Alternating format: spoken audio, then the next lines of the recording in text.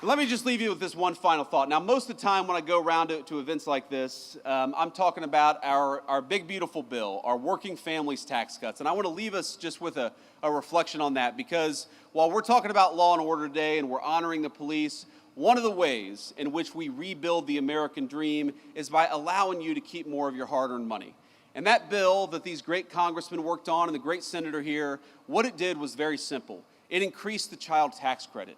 It meant that we're going to increase take-home pay by about $10,000 over the 4 years of the Trump administration. It means that if you're working on tips or if you're working an overtime shift, the government is going to take less of your money. And I think that's a pretty good idea, because if you're working hard, I think the government ought to keep its hands out of your pocket.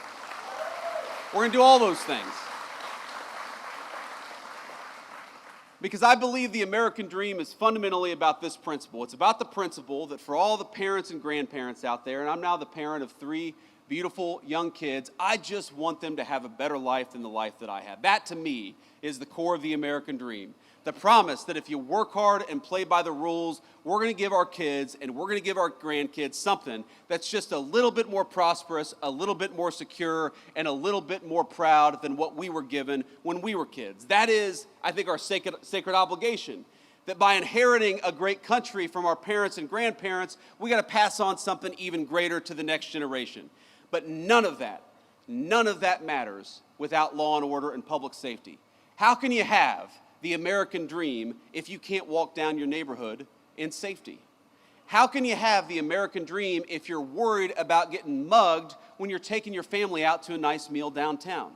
How can you have the American dream when every celebration, every big moment in a person's life, you're too worried about violent crime and not focused enough on the things that make life worth living? One of the things that we have got to get back to remembering is that if we want to preserve the American dream, we've got to preserve the right of everybody, rich or poor, to live in safety and security in their neighborhoods. You know, when I grew up in Middletown, Ohio in the 90s, we didn't have a whole lot of money.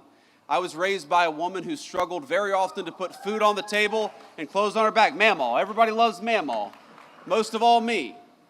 But you know what? For all of the problems that we had, for all the times that Mamaw was worried about where our next meal would come from, for all the times that Mamaw was sometimes terrified that she wouldn't be able to make an important bill payment, we never worried about public safety.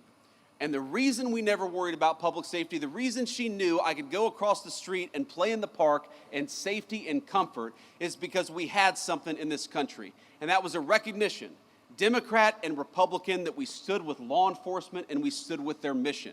It didn't matter what your political affiliation was. We wanted to support people who kept our communities safe.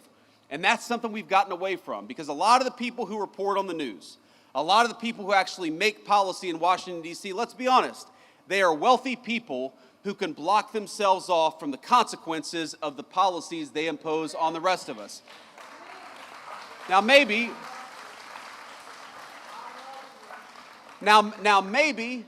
they've never had to call a police officer because they can call a private security guard. Maybe they've never had their home broken into because they live behind a gated community.